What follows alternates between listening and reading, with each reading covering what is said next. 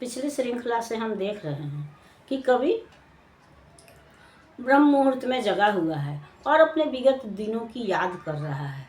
और हम यह जानते हैं कि यादें अच्छी भी होती हैं, बुरी भी होती हैं, वह प्रश्न भी होती हैं और उत्तर भी होती हैं। तो कवि के साथ भी यही स्थिति है।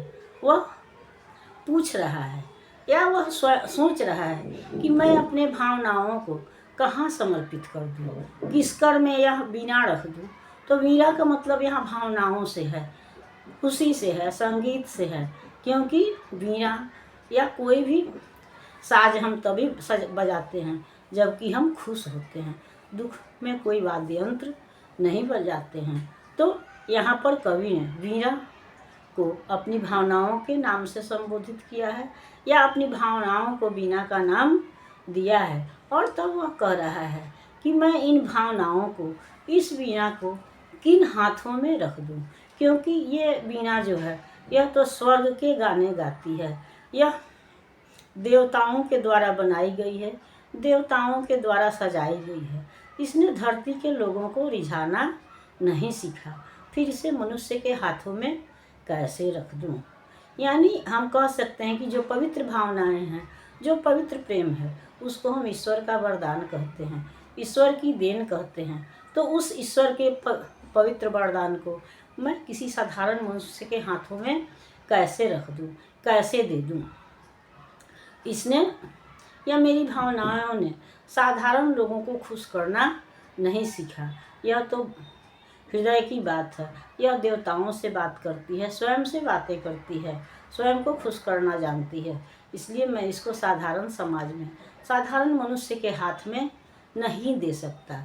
तो वही कहता है कि मैं इस वीणा को, इस स्वर को, अपनी वाणी को कहाँ रख दूँ। वही कह रहा है कि जगती को खुश करने का स्वर इसने नहीं सीखा। और तब उसको स्वयं भी लगता है कि मेरे मन में ही यह अभिलाषाएं क्यों बची हुई हैं, जबकि चारों तरफ से मैं निराश हो चुका हूँ। तो क्यों नहीं अपनी भावनाओं पर, हृदय पर अंगारे ही रख दूँ, भावनाओं को समाप्त ही कर दूँ, क्योंकि इन भावनाओं को रखने का उचित स्थान मेरे पास नहीं है। हमारे प्रेम को, हमारी भावनाओं को समझने के लिए उचित पात्र की भी आवश्यकता होती है। और वह पात्र कवि की पत्नी कहिए, प्रेयसी कहिए, साथी कहिए, जो भी कहिए, तो वो खो चुका है। इसलिए वह सोचता है कि मैं अपनी भावनाओं को कहाँ समर्पित करूं। और तब अपनी भावनाओं को वीणा की संज्ञा से संबोधित करते हुए वह कहता है, किस कर में यह वीणा धर दूं, देवों ने था जिसे बनाया, देवों ने था जिसे सजाया, मानव के हाथों में कैसे इसको आज समर्पित कर दूं, किस कर में यह वीणा रख दूं।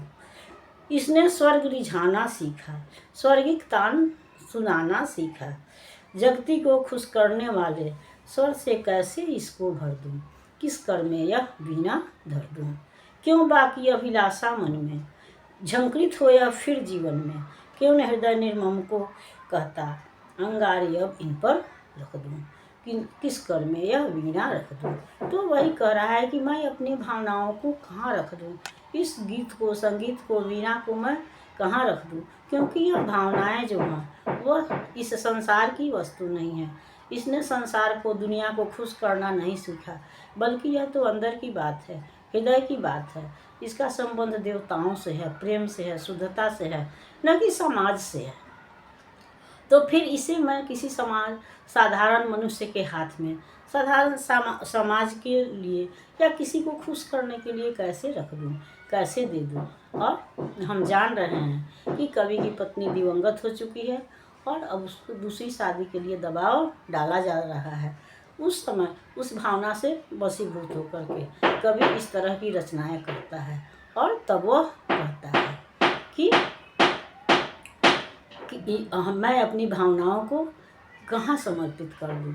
और फिर वह निराश होकर या कभी क्यों खुद ही सोचता है कि मुझे समर्पण की आशा ही क्यों है, क्यों मैं अब दूसरा पात्र खोजता हूँ या चाहता हूँ, क्यों नहीं अपने इस हृदय पर अंगारे ही रख दूँ, इस यानी अपने भावनाओं को समाप्त ही कर दूँ।